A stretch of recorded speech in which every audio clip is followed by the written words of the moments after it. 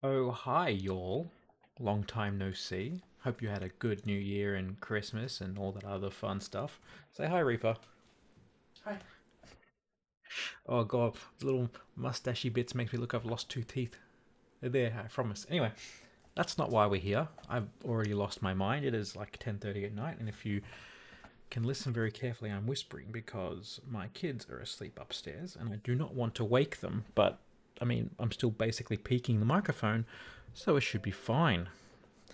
Anyway, what I wanted to talk about today is this thing, which I finally have one, and I'm going to go through the history of me and this in a little bit. So I should probably do it now. That's probably a good starting point. When I was doing a bit of games journalism for shoot, who would that have been? I think it was Checkpoint at the time.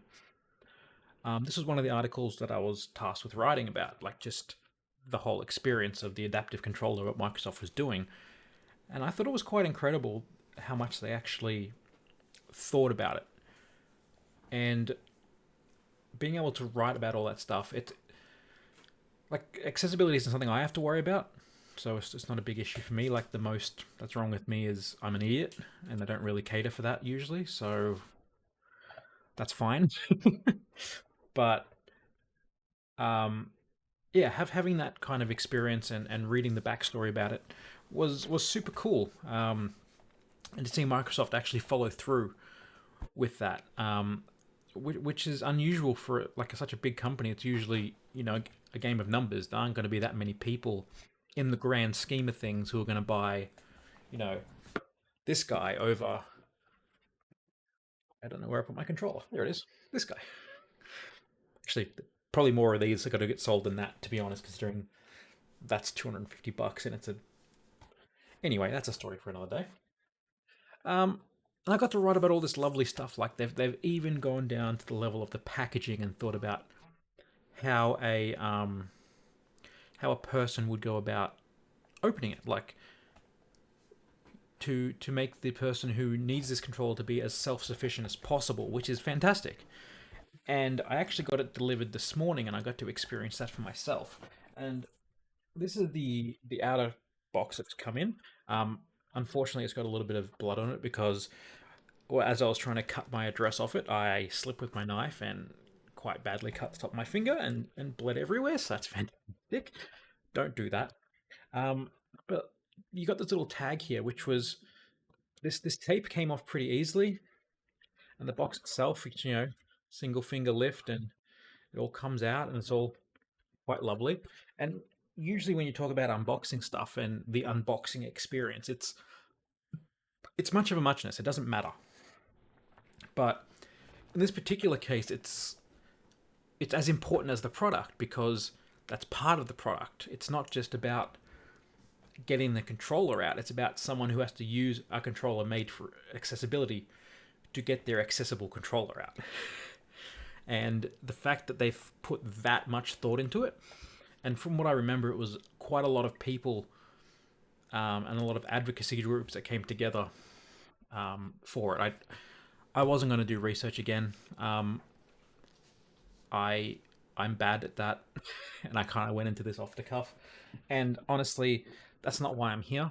I I do find it all super cool and super interesting, but if I do 2 hours of research on all this kind of stuff, I'm going to forget by the time I even start recording the video, let alone by tomorrow. Oh no, I got blood on the box too because I'm an idiot. No, shut up, you. I can hear you scoffing. Ah, and actually, like that's one thing before I start the unboxing and going through it and actually getting to touch it.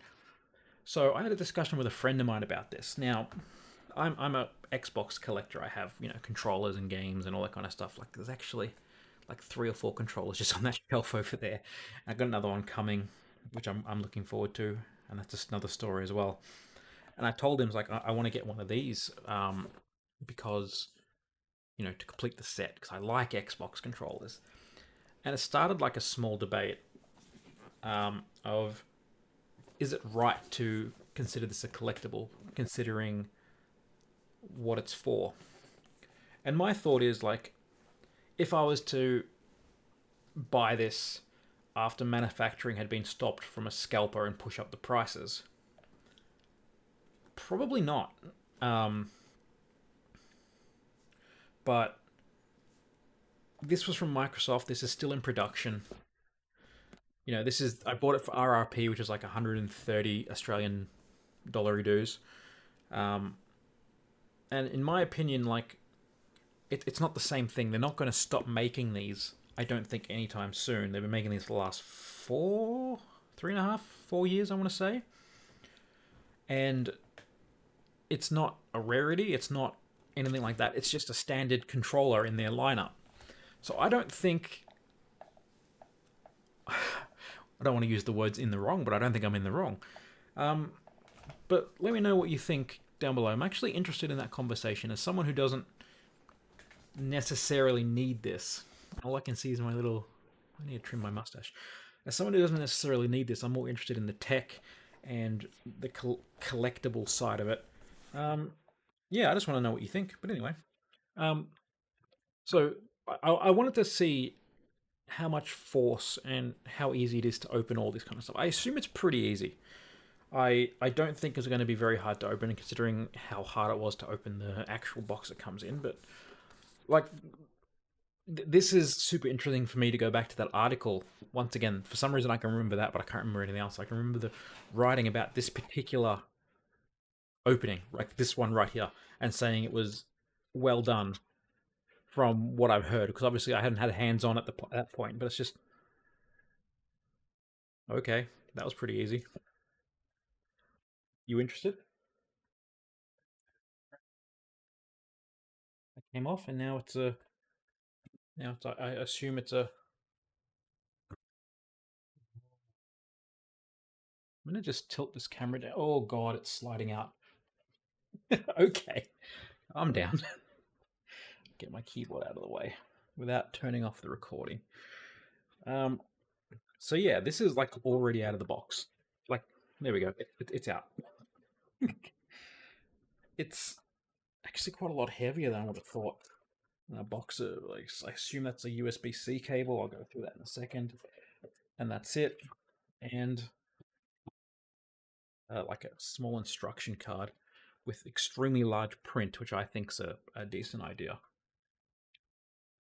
Oh, and this is got an Xbox One X on the front, so this is an updated one. Once again, shows that they're still in production, which is great. Yeah, so it's got a little like Xbox One X there instead of a Xbox One.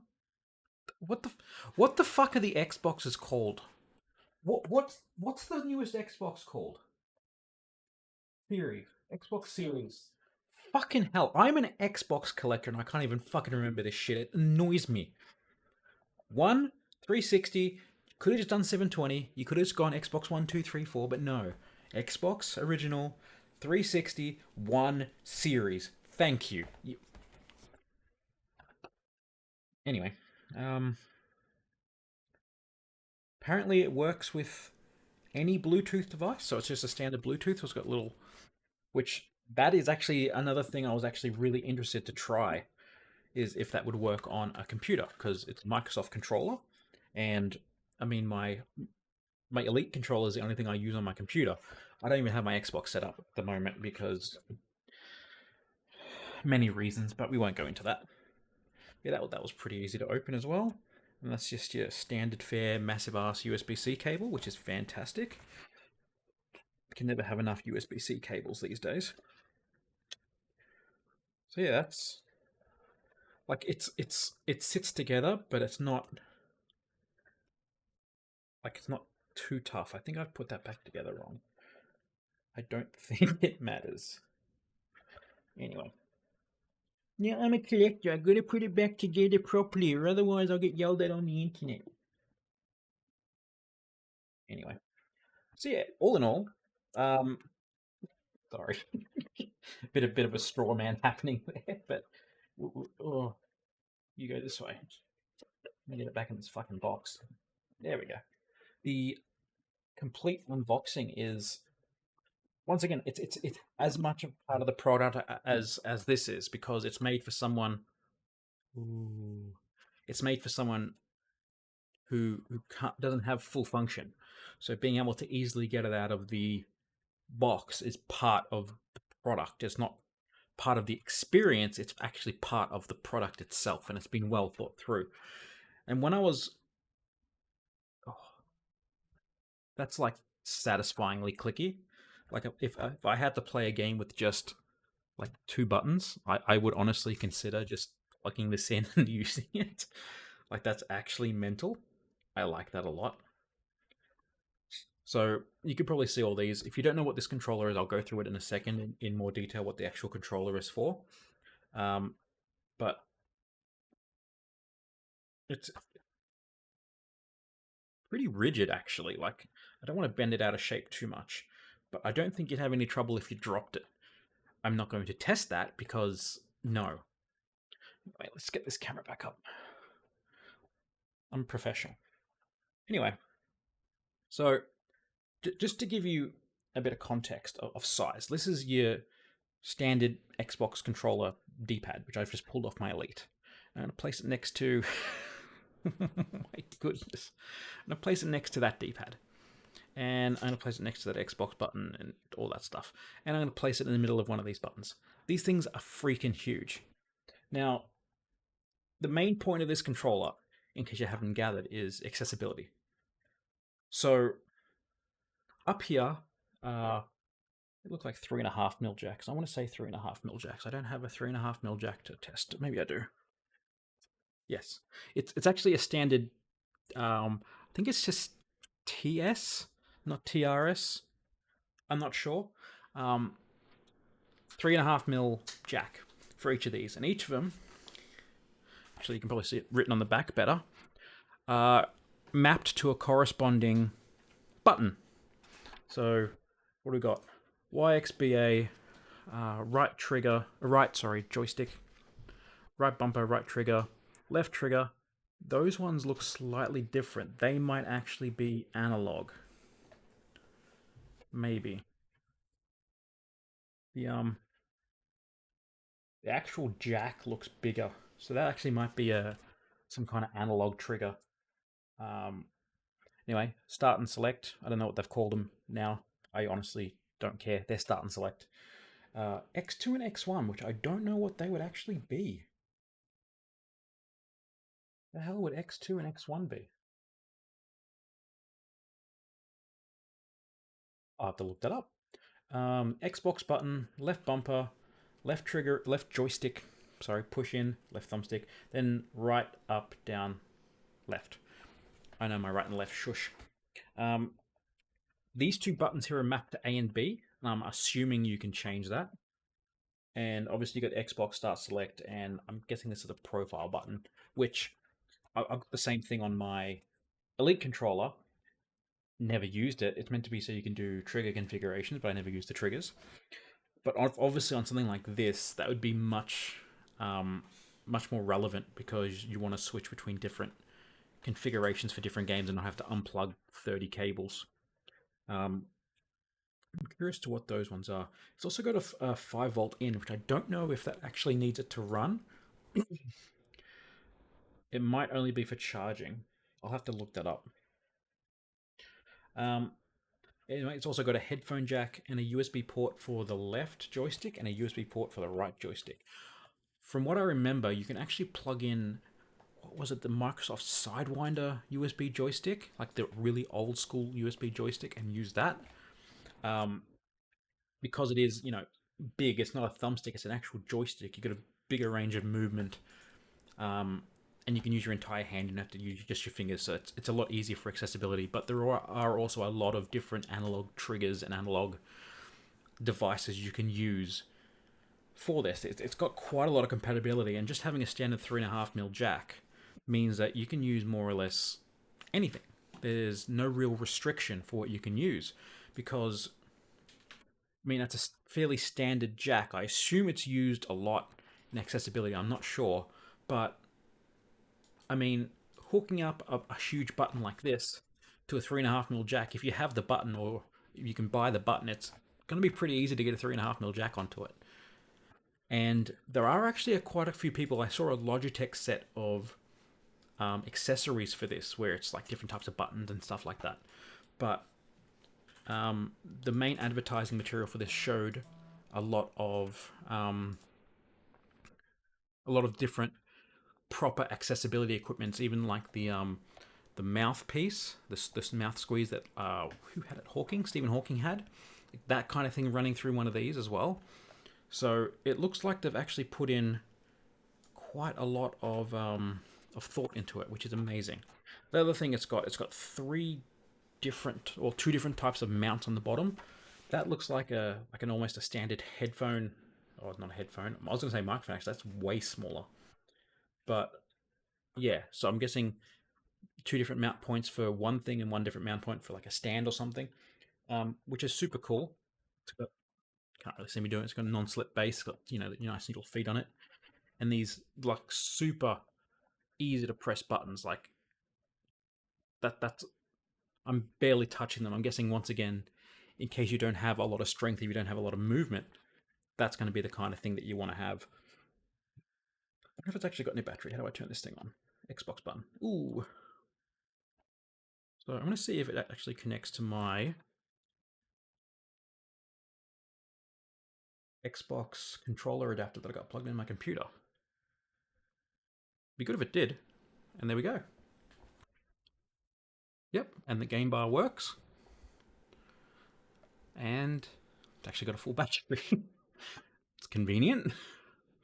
Guess that's the kind of thing you want. So yeah, I don't see myself ever actually using this. I might actually have a go at creating a custom controller for certain games using this as a base rather than having to pull apart a controller and then put these plugs on it. I am actually one thing I do want to quickly look up is what the adaptive controller, Xbox adaptive. I keep calling it the accessible controller. X1. I want to know what the X1 and the X2 are.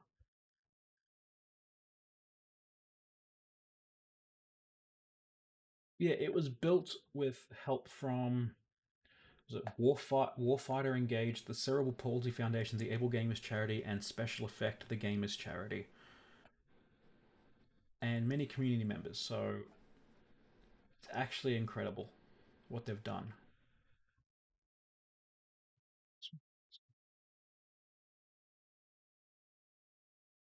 I'd love it if it just came with a manual that I could read, but obviously things don't come with manuals anymore. Blech.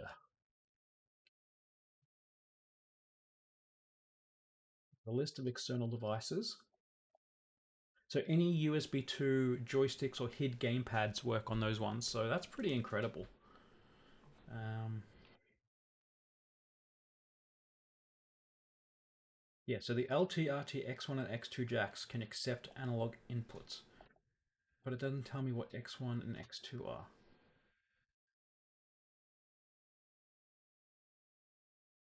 Hmm.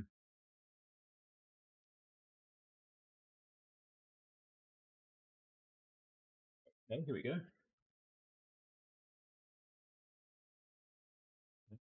Doesn't say what it is. Just menu and view instead of start and select, but fuck you, it's start and select. Um,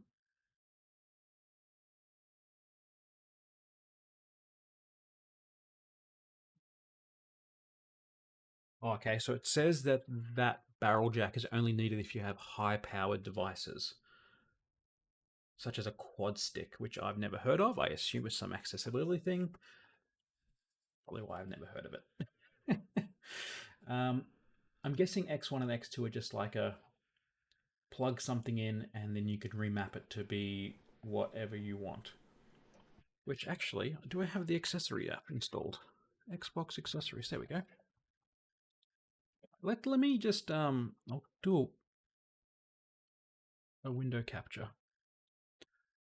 I think this would be interesting. Window capture. That'll do. Oh, let's scale it. God, I forget how to do things after I don't do them in a while. Fit to screen. There we go. You can kind of see me in the background. Let's do one of these. Put me up the top corner. All right. Built from the earth up through feedback and strong community partnerships, the Xbox Adaptive Controller is a unified hub for devices that help make gaming more accessible. Play on Xbox One consoles and Windows 10 PCs with familiar features such as Xbox Wireless Bluetooth USB connectivity, Copilot, and a 3.5mm stereo head jack. Copilot, it's another really cool thing they've done where you can have two people operating one controller. So I think that's something I personally would actually use if I was playing with my kids and I was trying to teach them things. That's pretty cool. Next, game, so connect external devices and remap. Cool.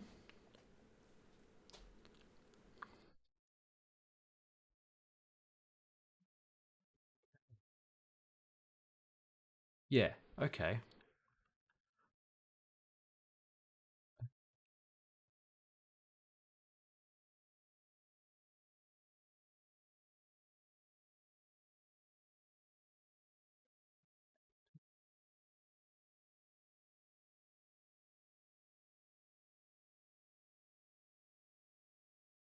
There.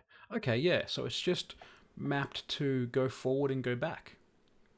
So that's really cool.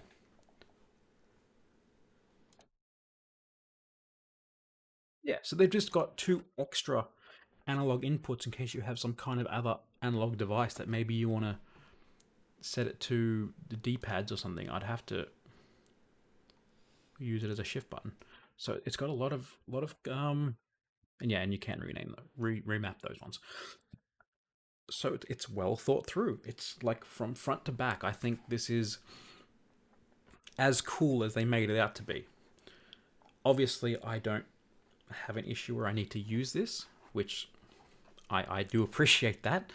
Um, but the fact that Microsoft went this far to go to this length to make this work is I personally think that's pretty incredible, and I doubt they are making a ton of money off this. Yeah, that's it. I just wanted to geek over this for a bit, and I honestly would like to know what your thoughts about that were. I personally don't like feel any negativity towards me getting this. It's an Xbox device. I'm an Xbox collector. I'm not taking it out of the hands of anyone else. If you need one, you can go to the Microsoft store just as I did and buy one. Um, so I don't think there's an issue there. But I'm just curious in your thoughts. Just if you do have a thought that happens to be a negative one, just don't be vitriolic. Just be nice about it and have a conversation. There's no need for that kind of thing. But